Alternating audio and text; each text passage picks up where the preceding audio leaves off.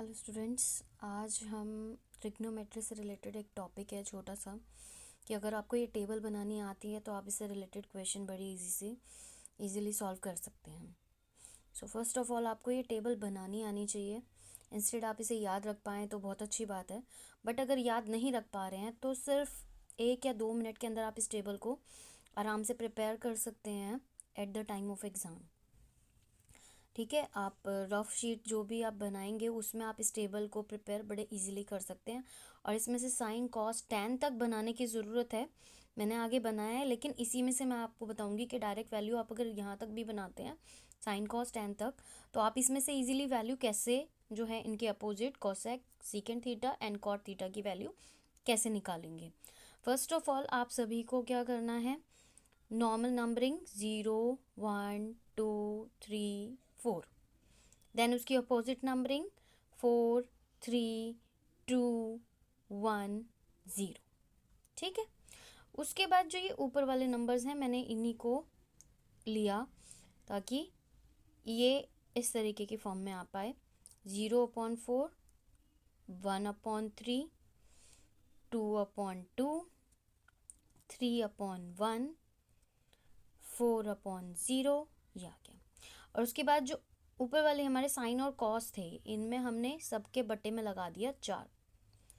Denominator या हर जिसे हम बोलते हैं उसमें सबके बट्टे में 4 लगा दिए, देखो जितने भी नंबर्स हैं। ठीक है, और उसके बाद इन सब को हमने रूट में डाल दिया कि जब आपने इन सभी का रूट किया तो रूट के बाद हमारे पास वैल्यूज़ निकल के आएंगी। ठीक है, 0/4 इज़ 0, 1/4 में 1 का स्क्वायर 1 और 4 किसका स्क्वायर है 2 का, सो 1/2 वैल्यू निकल आई। अब इसमें अगर मैं रूट में 2/4 को अगर सॉल्व करूँ तो ये हो जाएगा 1/2, और 2 जो होता है वो अंडर रूट में रहेगा तो ये किसी का स्क्वायर तो है नहीं, so as it is value आएगी 1/√2।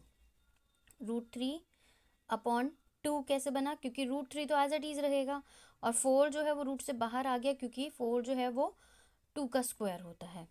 ठीक है, 4/4 इन्हें आप काटेंगे तो 1 आएगा और 1 का स्क्वायर 1 होता है। अगेन 4/4 1 आएगा, 4 को 4 से काट देंगे तो 1 आएगा और 1 का स्क्वायर 1 ही होता है। देन नेक्स्ट √3/4, √3 तो एज इट इज़ रहेगा और ये जो 4 है ये 4 जो होता है ये 2 का वर्ग होता है, इसलिए 2 ये बाहर निकल गया। ठीक है, रूट से बाहर निकल आया।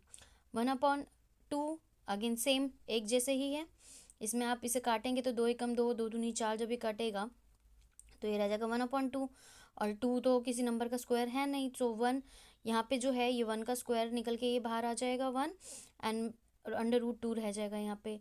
1/4 में 1 का स्क्वायर 1 एंड 4 जो है वो 2 का स्क्वायर है, सो 1/2 इज़ वैल्यू 4, 0/4 इज़ 0। देखिए ये ऐसे वाले दो केसेस हमारे पास, एक ये 0/4 और एक ये है 0/4, दोनों की वैल्यूज 0 आएंगी। Then come to next part, 0/4 is 0 again. 1/√3, देखिए 1 का square 1 and √3 as it is. 2/2 को आप काटेंगे 2 से, 2 एकम 2, 2 एकम 2, दोनों कट जाएगा, इट मीन्स अंडर रूट 1 रह गया ओनली, तो 1 का स्क्वायर इज 1, सो दो इसमें आपके पास जो है अंडर रूट से बाहर 1 आ जाएगा। अंडर√3 और ये 1 का स्क्वायर 1 होता है तो 1 का स्क्वायर हट जाएगा। And the last term is 4/0। 4/0 is not defined ना, तो इसके क्वेश्चंस भी बहुत ना के बराबर ही आते हैं। जो वैल्यूज आती है वो आपकी अप टू 60 आती है और साइन कॉस में आएगी तो 90 तक आएगी। ठीक है, इसका नॉट डिफाइंड का जो है कम ही क्वेश्चन आते हैं। अब इसी में से आप इनकी values cosec theta, second theta and cot theta इन सब की वैल्यू निकाल सकते हैं। लाइक आपको बोला गया कि कॉसेक 0 की वैल्यू चाहिए, आप साइन की देखिए वैल्यू जो है उसका अपोजिट होगा, हालांकि 0 का अपोजिट 0 होता है इसलिए 0, 1 का अपोजिट भी 1 रहेगा एंड कॉट का भी जो है tan का 0 का अपोजिट 0 रहेगा। आपका जो मेन काम आएंगे ना ये आएगा आपका 30 वाले में 45 एंड 60, इनमें आप इनका अपोजिट कर देंगे। 1/2 है, यहाँ 2/1 हो गया, साइन का अपोजिट कोसेक थीटा तो ये हो गया 1/2, 1/2 का 2/1, कॉस थीटा का अपोजिट सीकेंड थीटा, तो आपने कॉस थीटा की वैल्यू निकाली √3/2, इसकी अपोजिट हो गई 2/√3। ठीक है, नेक्स्ट आपके पास टेन थीटा की वैल्यू 1/√3 है, आप कॉट थीटा की निकालना चाह रहे हैं, कॉट 30 की, तो उसका अपोजिट हो जाएगा, ये 1/√3 था, ये √3/1 हो जाएगा। देन नेक्स्ट देखेंगे, नेक्स्ट में है at the time of 45, sine 45 की वैल्यू अगर आपके पास 1/√2 है, तो अगर इसका अपोजिट आपको कॉसेक 45 की वैल्यू देखने के लिए कहा जाए तो आप इसका अपोजिट कर देंगे, ये 1/√2 है, ये √2/1 हो जाएगा। अगर आपको कॉस 45 की वैल्यू पता है 1/√2 है, और इसका अपोजिट सीकेंट थीटा पे अगर आपको सीकेंट 45 की वैल्यू निकालने के लिए कहा जाए, इसका अपोजिट कर देंगे आप, √2/1 कर देंगे। देन नेक्स्ट इज 1 का अपोजिट आप 1 ही लेंगे, ठीक है।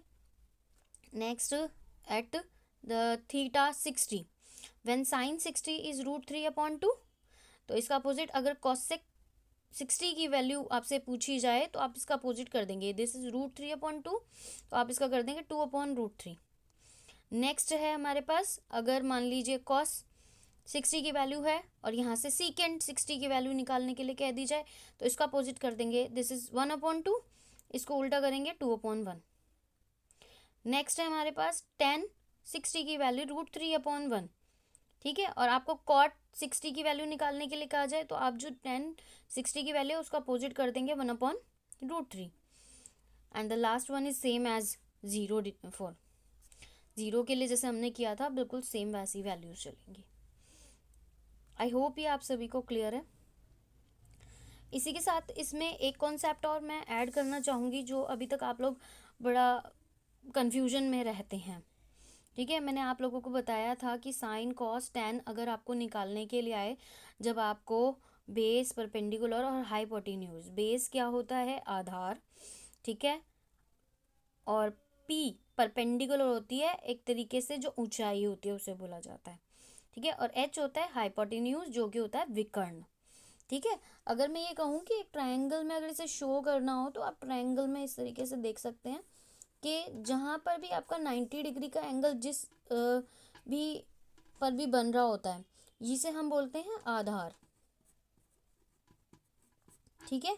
और ठीक इसके साथ वाली ये जो भुजा होती है ये होती है ऊंचाई, ठीक है। और ये जो इसके ठीक 90 डिग्री के सामने वाली जो भुजा होती है, 90 डिग्री का एंगल के ठीक सामने, ये होता है विकर्ण, ठीक है। आधार जो होता है इसे बी, बेस जिसे बोलते हैं, बी से डिनोट किया जाता है, ऊंचाई को पी परपेंडिकुलर से डिनोट किया जाता है, और विकर्ण जो है वो होता है एच, मतलब हाइपोटेन्यूज से इसको डिनोट किया जाता है, ठीक है।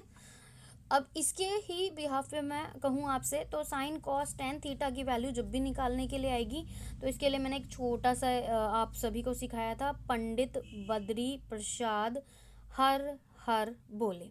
तो आपने पहले साइन कॉस टैन निकाल लिया, साइन आया आपका P/H, कॉस आया B/H, टैन थीटा आया P/B।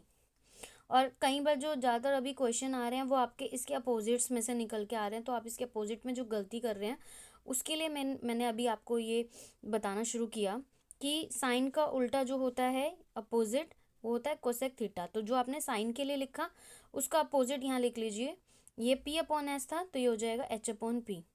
कॉस थीटा का अपोजिट हमारे पास होता है सीकेंट थीटा, अगर ये B/H है तो ये हो गया H/B। नेक्स्ट है टेन थीटा, टेन थीटा के लिए अगर P/B है तो इसका अपोजिट रहेगा कॉट थीटा जो होगा B/P। आई होप आप सभी को ये क्लियर है। नेक्स्ट अब जब आप ट्रिग्नोमेट्री के क्वेश्चन करेंगे तो आपके लिए बहुत इजी रहेगा, एप्लीकेशन पार्ट में भी हम इसी में से बड़े आराम से सॉल्व कर पाएंगे।